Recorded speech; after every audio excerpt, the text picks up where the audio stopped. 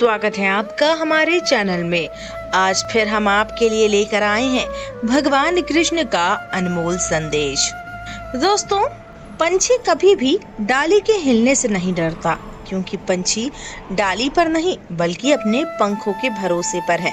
वैसे ही जिंदगी में हमें किसी भी रास्ते पर चलते हुए घबराना नहीं चाहिए, क्योंकि भरोसा रास्ते पे नहीं मंजिल दिखाने वाले पर रखना है, और मंजिल दिखाने वाला तो साक्षात हमारा ये कृष्ण है। भगवान कृष्ण ने साक्षात हमारा हाथ थामा है, तो डरना कैसा। तो दोस्तों, आज एक बार फिर हम आपके लिए एक अनमोल संदेश लेकर आए हैं, जिसे सुनते ही सुखों के रास्ते खुल जाएंगे, सुख आपकी तरफ खींचा चला आएगा, और सुख की असली परिभाषा क्या है आप ये भी समझ जाएंगे। बस आपको आज का ये संदेश सुनना है और उसे जीवन में उतारने की कोशिश भी करनी है। तो अगर आप आज का संदेश सुनना चाहते हैं तो आपके सामने जो 3 फूल दिखाई दे रहे हैं, तो उनमें से बस एक फूल आपको आपके लिए चुनना है। फिर देखिए आपके लिए भगवान कृष्ण क्या कहना चाहते हैं। तो दोस्तों, आपने आपके लिए एक फूल चुन लिया होगा, ऐसी मैं आशा करती हूँ, और आज का संदेश भी आपको सुनाते हैं। अभी जिन कृष्ण भक्तों ने 2 नंबर का फूल चुना है, उनसे भगवान कृष्ण क्या कहना चाहते हैं, आइए जानते हैं। भगवान कृष्ण कहते हैं कि एक बार मेरे चरणों पर पड़े हुए फूलों ने गले के हार वाले फूलों से पूछा कि तुमने ऐसा कौन सा पुण्य किया है जो तुम कृष्ण के हृदय पर पहुंच गए हो, और हमने ऐसा कौन सा पाप किया जो हम चरणों तक सीमित ही रह गए। तभी उन हार वाले फूलों ने कहा, अरे कृष्ण के हृदय तक पहुंचने के लिए हमें अपने कलेजे में सुई की नोक से गुजरना पड़ा, दर्द सहना पड़ा, तब जाकर हम हृदय तक पहुंच सके हैं। बिल्कुल उसी प्रकार मैं तुमसे कहना चाहता हूँ कि ये जिंदगी मैंने सबको दी है, सभी मेरे लिए महत्वपूर्ण है, लेकिन वो कुछ ज्यादा ही खास होते हैं जो मेरे हृदय तक पहुंच जाते हैं। वो कुछ ज्यादा ही खास होते हैं जो मेरे हृदय तक पहुंच जाते हैं, और मेरे हृदय तक बस वही पहुंच सकता है जो पीड़ा और दुख को सहने की हिम्मत रखता है, और दर्द और दुख को सहते सहते मेरी भक्ति में तल्लीन होता है। क्योंकि अक्सर लोग दुख दर्द आने पर मुझको ही कोसते हैं, जैसे मैंने ही उन्हें ये तकलीफ दी है। वह लोग आसानी से भूल जाते हैं कि ये तो उन्हीं के कर्मों का फल है जो वो भुगत रहे हैं। लेकिन कर्मों का हिसाब चुकता करते करते अगर कोई मेरा नाम जपता है, मेरी शरण में आने की कोशिश करता है, दुख और दर्द को हंसकर सहता है, और साथ ही मेरा नाम जपता है, तो उसे तो स्वयं मैं जपता हूँ। मेरे चरणों पर माथा तो हर कोई टेकता है, मेरे चरणों पर माथा तो हर कोई टेकता है, लेकिन हृदय तक वही पहुँचता है जो दर्द झेलने की और तकलीफ सहने की हिम्मत रखता है। और फिर अगर तू इस प्रकार जिंदगी गुजारता है, तो मैं भी तुझसे यही कहता हूँ, तू डरना नहीं, तू घबराना नहीं, मैं हमेशा तेरे साथ रहूंगा। दोस्तों, अभी जिन्होंने 3 नंबर का फूल चुना है, उनसे भगवान कृष्ण क्या कहना चाहते हैं, आइए जानते हैं। भगवान कृष्ण आपसे कहना चाहते हैं कि मुझे पता है तू अंदर से टूट चुका है, तुझे अब किसी पर भरोसा नहीं रहा, तुझे किसी से उम्मीद नहीं रही, इस जहां में तुझे समझने वाला कोई नहीं है, इसलिए तू खुद को बहुत अकेला महसूस कर रहा है ना ये सही बात। लेकिन तू एक बात समझ ले, मैं टूटी हुई चीजों का इस्तेमाल बड़ी ही खूबसूरती से करता हूँ।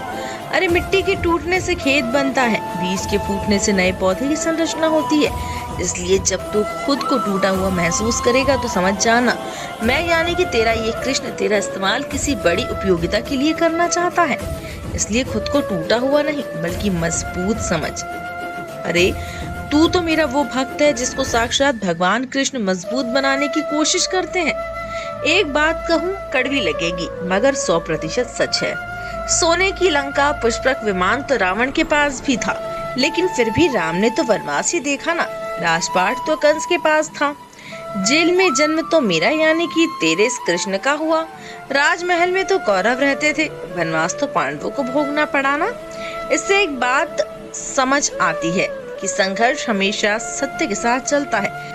जब सत्य के लिए भगवान को भी संघर्ष करना पड़ा, तो तू तो फिर इंसान है ना। लेकिन अगर तुझे संघर्ष करना पड़ रहा है, तो ये बात साबित होती है कि तू एक सच्चा और सत्य की राह पर चलने वाला व्यक्ति है। और सत्य की राह पर चलने वाला व्यक्ति सदा ही मेरा होता है। मैं तो सदा ही सत्य के पक्ष में होता हूँ और जिसके पक्ष में मैं होता हूँ उसकी तो जीत होना सुनिश्चित है। तू डरना नहीं, तू घबराना नहीं, मैं हमेशा तेरे साथ रहूंगा।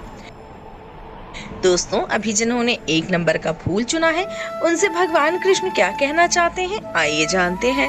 भगवान कृष्ण कहना चाहते हैं, अरे तू बस तेरे इस कृष्ण की, तेरे इस परमात्मा के पास आकर बैठ और इतना गहरा भाव रख कि तेरी आंखों में से आंसू आ जाए। किसी प्रकार की कोई आकांक्षा या मांग मत रख।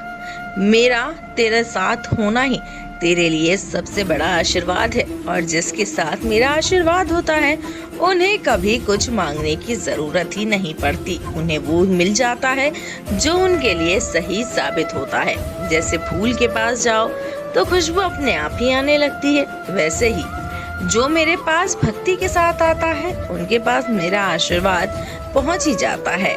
मैंने तेरे लिए सब कुछ पहले से ही तय किया है। तुझे मांगने की कभी जरूरत ही नहीं पड़ेगी, लेकिन तेरा व्यवहार, तेरे कर्म तुझे ये मिलने नहीं देते। इसलिए कर्मों पर ध्यान दे और मेरा नाम ले। मेरे शरण में आने की कोशिश कर और गीता में बताए हुए रास्ते पर चलना सीख। तेरा बस इतना कर्तव्य है कि तेरे कर्तव्य को उचित न्याय देना मेरा कर्तव्य है।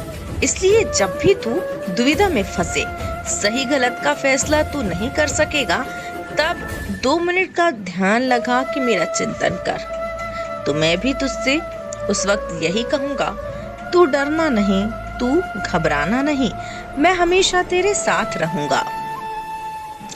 दोस्तों, आज का ये संदेश आपने सुना होगा। तो आज का ये संदेश हमें फूलों की तरह जीने की सलाह देता है। फूलों को पता नहीं होता है कि वो कल भगवान पर चढ़ाए जाएंगे या किसी प्रेत को पहनाए जाएंगे, फिर भी वो ये सोचकर अपनी बहार नहीं छोड़ते। एक दिन की जिंदगी मिलती है तो उसको भी वो खुशी खुशी जीते हैं और इस दिन में भी सबको खुशबू बांटते हैं और उसी खुशी में अपने प्राण भी त्याग देते हैं। उसी प्रकार हमें भी भविष्य के बारे में इतना नहीं सोचना चाहिए। आज का दिन गुजर जाए, आज है तो उस आज को कल बनने से पहले हमें आज का दिन खुलकर जीना है और जीने का तरीका हमें समझ लेना है।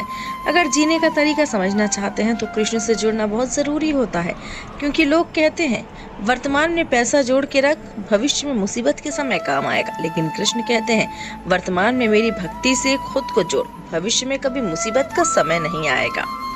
तो दोस्तों, आपको कैसा लगा भगवान कृष्ण का ये संदेश, हमें कमेंट में जरूर बताएं और आपने अपने लिए कौन सा फूल चुना है उसे भी कमेंट में जरूर बताएं और ऐसे ही अनमोल संदेशों को सुनने के लिए हमारे चैनल को सब्सक्राइब करें।